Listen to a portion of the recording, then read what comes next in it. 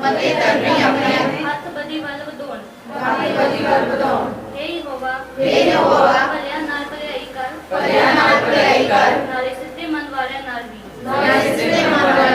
ਪਰ ਜਿਹੜੇ ਆਪਣੇ ਪੁੱਠੇ ਰਾਹਾਂ ਵੱਲ ਭਟਕ ਜਾਂਦੇ ਹਨ ਯਹੋਵਾ ਉਹਨਾਂ ਨੂੰ ਕੁਕਰਮੀਆਂ ਦੇ ਸੰਗ ਚਲਾਵੇਗਾ ਇਸਰਾਏਲ ਉੱਤੇ ਸਲਾਮਤੀ ਹੋਵੇ।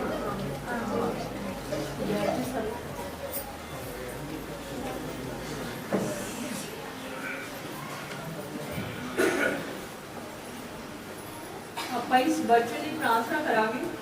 ਹਾਲੇਲੂਇਆ ਜੀਸਸ ਖੁਦਾਵੰਦ ਤੇਰਾ ਸ਼ੁਕਰ ਤੇਰੀ ਤਾਰੀਫ ਕਰਦੇ ਹਾਂ ਖੁਦਾਵੰਦ ਜੋ ਸਾਡੀ ਜ਼ਿੰਦਗੀਆਂ ਵਿੱਚ ਅੱਜ ਦਾ ਦਿਨ ਅੱਜ ਦਾ ਸਮਾਂ ਬਖਸ਼ਿਆ ਖੁਦਾਵੰਦ। ਇਸ ਸੁੰਦਰ ਸਮੇਂ ਲਈ ਤੇਰਾ ਸ਼ੁਕਰ ਤੇਰੀ ਤਾਰੀਫ ਕਰਦੇ ਖੁਦਾਵੰਦ। ਪ੍ਰਭੂ ਤੇਰੇ ਬਚਨ ਦਾ ਖੁੱਲਣਾ ਖੁਦਾਵੰਦ ਚਾਨਣ ਦਿੰਦਾ ਖੁਦਾਵੰਦ। ਤੂੰ ਸਿੱਧੇ ਸਾਦੇ ਲੋਕਾਂ ਨੂੰ ਸਮਝ ਬਖਸ਼ਦਾ ਹੈ ਖੁਦਾਵੰਦ। ਪ੍ਰਭੂ ਉਹ ਸਮਝ ਬੁੱਧ ਆਤਮਾ ਸਾਡੇ ਉੱਪਰ ਆਏ ਖੁਦਾਵੰਦ। ਪ੍ਰਭੂ ਜੀ ਸੁਣਨ ਵਾਲਿਆਂ ਦੇ ਕੰਨਾਂ ਨੂੰ ਅਭਿਸ਼ੇਕ ਕਰ ਖੁਦਾਵੰਦ। ਪ੍ਰਭੂ ਇਹ ਸੁਣ ਕੇ ਚੱਲਣ ਵਾਲੇ ਬਣ ਜਾਣ ਖੁਦਾਵੰਦ। ਪ੍ਰਭੂ ਥੈਂਕ ਯੂ ਲਾਰਡ ਜੀਸਸ ਖੁਦਾਵੰਦ ਤੇਰੀ ਹਜ਼ੂਰੀ ਤੇਰੀ ਭਰਪੂਰੀ ਨੂੰ ਮੰਗਦੇ ਖੁਦਾਵੰਦ।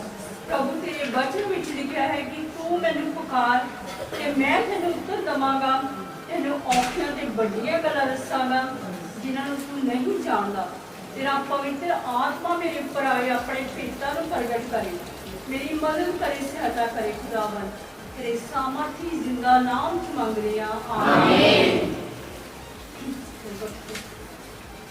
अटल भरोसा ਜਿਹੜੇ ਹਵਾ ਤੇ ਭਰੋਸਾ ਰੱਖਦੇ ਹਨ ਉਹ ਸਿਯੋਨ ਦੇ ਪਹਾੜ ਵਰਗੇ ਹਨ ਜੋ ਨਹੀਂ ਡੋਲਦਾ ਸਗੋਂ ਸਦਾ ਲਈ ਅਟਲ ਰਹਿੰਦਾ।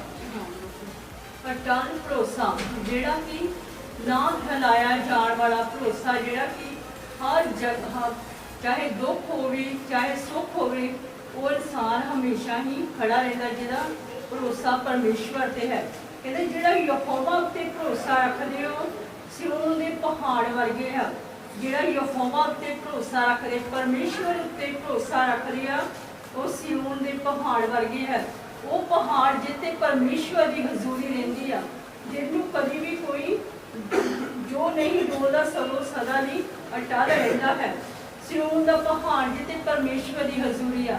ਇਸੇ ਤਰ੍ਹਾਂ ਉਸ ਪਹਾੜ ਦੀ ਤਰ੍ਹਾਂ ਪਰਮੇਸ਼ਵਰ ਸਾਨੂੰ ਬਣਾਉਂਦਾ। ਜਦੋਂ ਅਸੀਂ ਪਰਮੇਸ਼ਵਰ ਦੇ ਨਾਲ ਜੁੜਦੇ ਹਾਂ ਤਾਂ ਅਸੀਂ ਪਰਮੇਸ਼ਵਰ ਦੇ ਪਹਾੜ ਵਰਗੇ ਹੁੰਦੇ ਹਾਂ ਜਿਹਦੇ ਉੱਤੇ ਪਰਮੇਸ਼ਵਰ ਦੀ ਹਜ਼ੂਰੀ ਹੁੰਦੀ ਆ ਜੇ ਉਹ ਕਦੇ ਵੀ ਨਹੀਂ ਡੋਲਦਾ। ਜਿਸ ਨਾਲ ਪਰਮੇਸ਼ਵਰ ਦੀ ਹਜ਼ੂਰੀ ਹੈ ਪਰਮੇਸ਼ਵਰ ਦਾ ਪਵਿੱਤਰ ਆਤਮਾ ਆ ਉਹ ਹਰ ਮੁਸ਼ਕਲ ਵਿੱਚ ਖੜਾ ਰਹਿੰਦਾ ਚਾਹੇ ਦੁੱਖ ਹੋਵੇ ਚਾਹੇ ਸੁੱਖ ਹੋਵੇ ਉਹ ਕਦੇ ਵੀ ਨਹੀਂ ਡੋਲਦਾ। ਜਿਹੜਾ ਯਹੋਵਾ ਉੱਤੇ ਭਰੋਸਾ ਰੱਖਦੇ ਉਹ ਕਿਹਦੇ ਵਰਗੇ ਹੋਣਗੇ ਸਿਯੋਨ ਦੇ ਪਹਾੜ ਵਰਗੇ। ਜਿਸ ਤਰ੍ਹਾਂ ਸਿਯੋਨ ਦੇ ਪਹਾੜ ਤੇ ਪਰਮੇਸ਼ਰ ਦੀ ਹਜ਼ੂਰੀ ਸੀ ਇਸੇ ਤਰ੍ਹਾਂ ਉਹਦੀ ਹਜ਼ੂਰੀ ਸਾਡੇ ਨਾਲ ਹੋਵੇਗੀ ਕਿ ਅਸੀਂ ਕਦੇ ਵੀ ਨਹੀਂ ਡੋਲਾਂਗੇ। ਜਿਸ ਤਰ੍ਹਾਂ ਪਹਾੜ ਟਾਲਿਆਂ ਨੂੰ ਵੀ ਹਿਲਾ ਨਹੀਂ ਸਕਦਾ ਇਸੇ ਤਰ੍ਹਾਂ ਸਾਨੂੰ ਵੀ ਕੋਈ ਹਿਲਾ ਨਹੀਂ ਸਕਦਾ। ਨਾ ਹੀ ਜਨਾਬੀ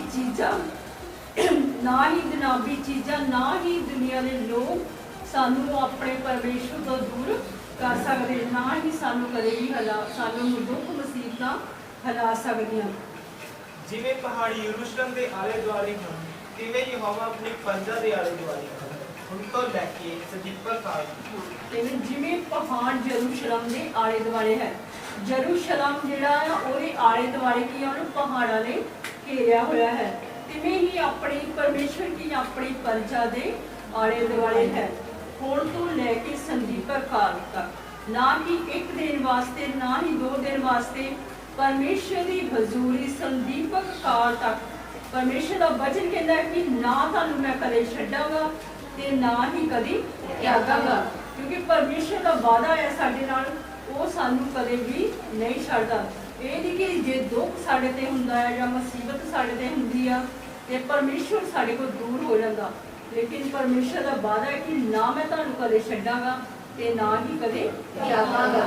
ਕਿਉਂਕਿ ਪਰਮੇਸ਼ਰ ਕਈ ਵੇਲੇ ਸਾਡੇ ਉੱਤੇ ਜੋ ਵੀ ਕੋਈ ਮੁਸੀਬਤ ਸਾਨੂੰ ਚੈੱਕ ਕਰਨ ਵਾਸਤੇ ਕਿ ਇਹ ਸੁੱਖ ਵਿੱਚ ਹੀ ਮੇਰਾ ਧੰਨਵਾਦ ਕਰਦੇ ਆ ਕਿ ਦੁੱਖ ਵਿੱਚ ਵੀ ਖੜੇ ਆ ਕਿ ਇਹ ਪਹਾੜ ਦੀ ਤਰ੍ਹਾਂ ਖੜੇ ਆ।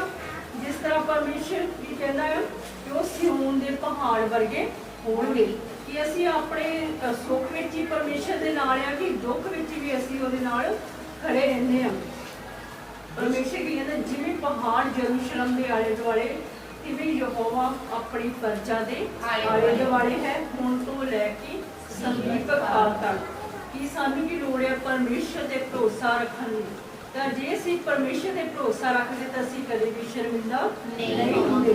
ਤੇ ਪਰਮੇਸ਼ਰ ਸਾਡੇ ਕੀ ਹੋਵੇਗਾ, ਆਲੇ ਦੁਆਲੇ ਉਹਦੀ ਹਜ਼ੂਰੀ ਜਿਸ ਤਰ੍ਹਾਂ ਪਹਾੜ ਤੇ ਹੈ ਉਸੇ ਤਰ੍ਹਾਂ ਉਹ ਸਾਡੇ ਨਾਲ ਹੋਵੇਗੀ।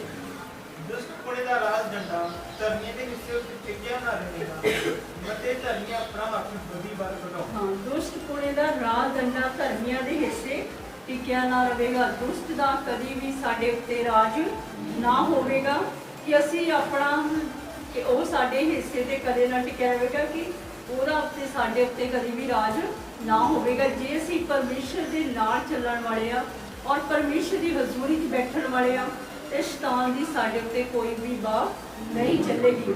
ਅਤੇ ਮਤੇ ਅਸੀਂ ਆਪਣੇ ਸ਼ੈਤਾਨ ਸਾਡੇ ਉੱਤੇ ਅਟੈਕ ਕਰੇ, ਅਸੀਂ ਪਰਮੇਸ਼ਰ ਤੋਂ ਦੂਰ ਹੋ ਕੇ ਜਨਾਬੀ ਕੰਮਾਂ ਵਿੱਚ ਫਸ ਗਏ, ਬਦੀ ਵੱਲ ਜਾਈਏ, ਗਲਤ ਕੰਮਾਂ ਵਿੱਚ ਫਸ ਜਾਈਏ। ਕਿਉਂਕਿ ਜਿੱਥੇ ਪਰਮੇਸ਼ਰ ਹੈ ਉਹ ਜਿਹੜਾ ਇਨਸਾਨ ਪਰਮੇਸ਼ਰ ਦੇ ਭੈ ਵਿੱਚ ਚੱਲਦਾ ਉਹ ਕਦੇ ਵੀ ਬੁਰਾਈ ਨਹੀਂ ਕਰਦਾ, ਕਿਉਂਕਿ ਉਹਨੂੰ ਪਰਮੇਸ਼ਰ ਉੱਤੇ ਦੁਸ਼ਟ ਦਾ ਕੋਈ ਵੀ ਬਾਹ ਨਹੀਂ ਚੱਲਦਾ, ਕਿਉਂਕਿ ਉਹਦੇ ਅੰਦਰ ਪਰਮੇਸ਼ਰ ਦਾ ਬਚਨ ਹੈ। ਬਚਨ ਤੋਂ ਹੀ ਸ਼ੈਤਾਨ ਡਰਦਾ ਹੈ। ਇਹ ਯਹੋਵਾ ਭਲਿਆਂ ਨਾਲ ਭਲਾਈ ਕਰ, ਨਾਲੇ ਸਿੱਧੇ ਮਨ ਨਾਲ ਵਾਲਿਆਂ ਨਾਲ। ਹਾਂ, ਪਰਮੇਸ਼ਰ ਦੇ ਦਾਸ ਕਹਿੰਦਾ ਕਿ ਯਹੋਵਾ ਭਲਿਆਂ ਨਾਲ ਭਲਾਈ ਕਰ ਅਤੇ ਸਿੱਧੇ ਮਨ ਵਾਲਿਆਂ ਨਾਲ, ਜਿਹੜੇ ਕਿ ਪਰਮੇਸ਼ਰ ਨਾਲ ਸੱਚਾਈ ਤੇ ਚੱਲਦੇ ਆ, ਜਿਹੜੇ ਪਰਮੇਸ਼ਰ ਦੇ ਨਾਲ ਉਹਦੇ ਬਚਨ ਅਨੁਸਾਰ ਚੱਲਦੇ ਆ। ਤੇ ਪਰਮੇਸ਼ਰ ਦੇ ਦਾਸ ਕਹਿੰਦਾ ਉਹਨਾਂ ਨਾਲ ਕੀ ਕਰ, ਦਇਆ ਕਰ, ਉਹਨਾਂ ਦੇ ਨਾਲ ਭਲਾਈ ਕਰ, ਕਿਉਂਕਿ ਉਹ ਆਪਣੇ ਪਰਮੇਸ਼ਰ ਦੇ ਰਸਤੇ ਤੇ ਸਿੱਧੇ ਰਾਹ ਨਾਲ ਮਨ ਨਾਲ ਚੱਲਦੇ ਹਨ। ਪਰ ਜਿਹੜੇ ਆਪਣੇ ਪੁੱਠੇ ਰਾਹ ਵੱਲ ਭਟਕ ਜਾਂਦੇ ਹਨ, ਯਹੋਵਾ ਉਹਨਾਂ ਨੂੰ ਕੁਕਰਮੀਆਂ ਦੇ ਸੰਗ ਚਲਾ ਦੇਗਾ। ਇਸਰਾਇਲ ਉੱਤੇ ਸਲਾਮਤੀ ਹੋ। ਜਿਹੜੇ ਆਪਣੇ ਪੁੱਠੇ ਰਾਹਾਂ ਵੱਲ ਭਟਕ ਜਾਂਦੇ ਆ, ਜਿਹੜੇ ਪਰਮੇਸ਼ਰ ਦੇ ਬਚਨ ਅਨੁਸਾਰ ਜ਼ਿੰਦਗੀ ਨਹੀਂ ਬਤੀਤ ਕਰਦੇ, ਜਿਹੜੇ ਪਰਮੇਸ਼ਰ ਦੇ ਬਚਨ ਨੂੰ ਸੁਣਦੇ ਆ ਪਰ ਉਸ ਉੱਤੇ ਨਹੀਂ ਚੱਲਦੇ, ਉਹ ਕੀ ਕਰਦੇ ਆ, ਪਰਮੇਸ਼ਰ ਦੇ ਬਚਨ ਨੂੰ ਸੁਣ ਕੇ ਕਦੀ ਵੀ ਉਹਦੇ ਉੱਤੇ ਚੱਲਣ ਦੀ ਕੋਸ਼ਿਸ਼ ਨਹੀਂ ਕਰਦੇ। ਉਹ ਆਪਣੇ ਕੀ ਹੁੰਦੇ ਆ, ਪੁੱਠੇ ਰਾਹਾਂ ਵਿੱਚ ਚਲੇ ਜਾਂਦੇ ਆ ਕਿ ਪਰਮੇਸ਼ਰ ਨੂੰ ਛੱਡ ਕੇ ਫਿਰ ਜਨਾਬੀ ਕੰਮਾਂ ਵਿੱਚ, ਗਲਤ ਕੰਮਾਂ ਵਿੱਚ ਫਸ ਜਾਂਦੇ ਆ।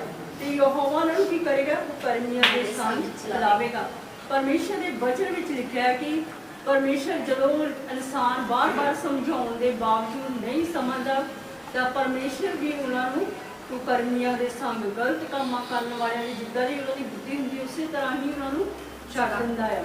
ਕਿਉਂਕਿ ਪਰਮੇਸ਼ਰ ਚਾਹੁੰਦਾ ਕਿ ਹਰ ਇਨਸਾਨ ਬਚਾਇਆ ਜਾਵੇ ਤੇ ਪਰਮੇਸ਼ਰ ਉਹਨਾਂ ਨੂੰ ਇਸ ਤਰ੍ਹਾਂ ਦੇ ਗੰਦਮਨ 'ਚ ਜਿਸ ਤਰ੍ਹਾਂ ਫਸੇ ਹੁੰਦੇ ਆ ਫਸੇ ਰਹਿਣ ਦਿੰਦਾ ਹੈ ਕਿ ਆਖਿਰ ਤੱਕ ਇਹ ਜੇ ਇਸ ਚੀਜ਼ ਤੇ ਇਹਨਾਂ ਦਾ ਮਨ ਹੈ ਉਸ ਚੀਜ਼ ਤੋਂ ਅੱਕ ਜਾਣ ਤੇ ਆਖਿਰ ਤੱਕ ਇਹਨਾਂ ਦੀ ਫਿਰ ਬੁੱਧੀ ਖੋਲ੍ਹੀ ਜਾਵੇ ਕਿ ਇਹ ਪਰਮੇਸ਼ਰ ਨੂੰ ਜਾਣ ਲੈਣ ਔਰ ਆਪਣੇ ਮਨ ਨਾਲ ਪਰਮੇਸ਼ਰ ਨੂੰ ਮੰਨਣ ਔਰ ਆਖਰੀ ਸਮੇਂ ਤੱਕ ਇਹ ਬਚਾਏ ਜਾਣ। ਕਿਉਂਕਿ ਪਰਮੇਸ਼ਰ ਨਹੀਂ ਚਾਹੁੰਦਾ ਕਿ ਕੋਈ ਵੀ ਰੂਹ ਨਾਸ਼ ਹੋਵੇ, ਉਹ ਇਸਰਾਇਲ ਉੱਤੇ ਸਲਾਮਤੀ ਹੋਵੇ। ਪਰਮੇਸ਼ਵਰ ਦੇ ਲੋਕਾਂ ਉੱਤੇ ਉਹ ਕੀ ਚਾਹੁੰਦਾ ਆ, ਸਲਾਮਤੀ। ਆਮੇਨ।